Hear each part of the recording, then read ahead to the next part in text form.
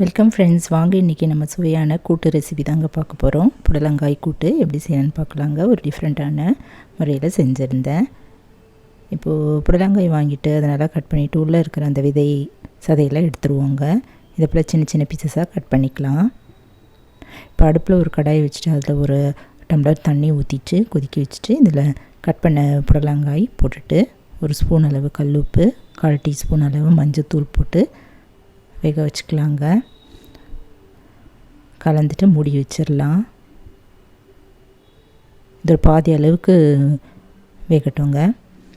நம்ம அதுக்குள்ளே இதுக்கு தேவையானதெல்லாம் அரைச்சி வேக வச்சு எடுத்துக்கலாம். இப்போது நான் பைத்தம்பருப்பு ஒரு 1/4 டம்ளர் அளவு குக்கரில் போட்டுட்டு தண்ணி ஊற்றிட்டு நல்லா கொஞ்சம் பெருங்காயம், மஞ்சத்தூள்லாம் போட்டு 4-5 சவுண்டு வரைக்கும் வேக வச்சுட்டேங்க. ஒரு 3 ஸ்பூன் அளவு துருவின தேங்காய், 2 பச்சை மிளகாய், 1/2 டீஸ்பூன் அளவு கசகசா இதெல்லாம் ஒரு மிக்ஸி ஜாரில் போட்டு தண்ணி ஊற்றி நல்லா நைஸாக அரைச்சிக்கலாம். வறுக்க வேணாங்க, டைரெக்டாகவே நம்ம மிக்ஸி ஜாரில் போட்டு தண்ணி ஊற்றி நைஸாக அரைச்சிடலாம்.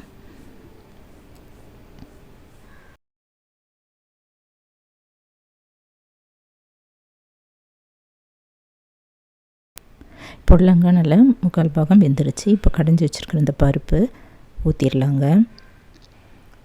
ஊற்றிட்டு கலந்துட்டு ஒரு 2 நிமிஷம் போல் கொதிக்க வச்சுக்கலாம். இதில் நம்ம முழுவதுமே நம்ம பச்சை மிளகாய் சேர்க்குறதுனாலும் சேர்த்துக்கலாங்க. இல்லைனா நம்ம இதில் தனி மிளகாய் தூள் சேர்த்துக்கலாம். இதில் நான் ஒரு 1/2 டீஸ்பூன் அளவு தனி மிளகாய் தூள் சேர்த்துட்டேங்க. சேர்த்துட்டு நல்லா கலந்துட்டு கொதிக்க வச்சுக்கலாம்.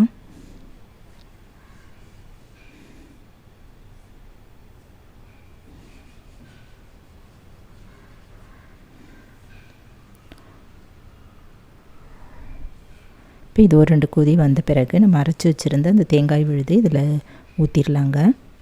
ஊற்றிட்டு கொஞ்சம் போல் தண்ணியை இதில் கழுவி ஊற்றிட்டு நல்லா ஒரு 5 நிமிஷம் வரைக்கும் மீடியம் ஃப்ளேமில் வச்சு நல்லா கொதிக்க வச்சுக்கலாங்க.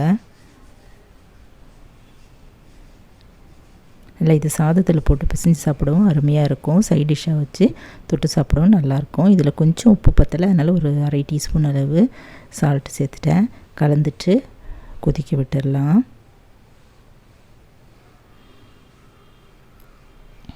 இப்போ நல்லா கொதிச்சிருச்சுங்க. இப்போ இந்த கூட்டுக்கு நம்ம தாளிச்சிடலாங்க.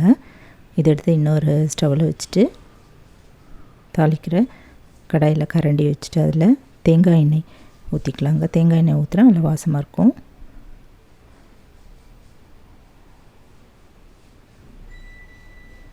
இதில் ஒரு 1/2 டீஸ்பூன் அளவு கடுகு, உளுத்தம்பருப்பு ஒரு 1/2 டீஸ்பூன் போட்டுட்டு கருவேப்பிலை கிள்ளி போட்டுட்டு தாளிச்சிடலாங்க.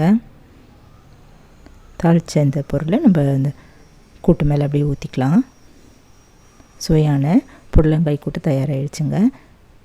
டிஃப்ரெண்ட்டான முறையில் நீங்களும் ஒரு முறை இது போல் ட்ரை பண்ணி பாருங்கள். நல்ல ருசியாக அருமையாக இருந்தது. புடலங்காயில் லோ கேலோரிஸும் நிறைய அளவு ஃபைபர் கண்டென்ட்டும் இருக்கிறதால அடிக்கடி உணவில் சேர்த்துக்கலாம். டயபெட்டிஸ் உள்ளவங்களுக்கும் இது ரொம்ப நல்லதுங்க.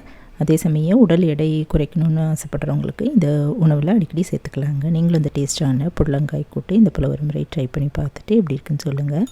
இந்த வீடியோ பிடிச்சதுன்னா என்னுடைய சேனலான குக்கிங் வித் சித்ரா அன்பு சேனலை சப்ஸ்கிரைப் பண்ணிக்கோங்க. தேங்க்ஸ் ஃபார் வாட்சிங். நம்ம அடுத்த வீடியோவில் பார்க்கலாம். நன்றி, வணக்கம்.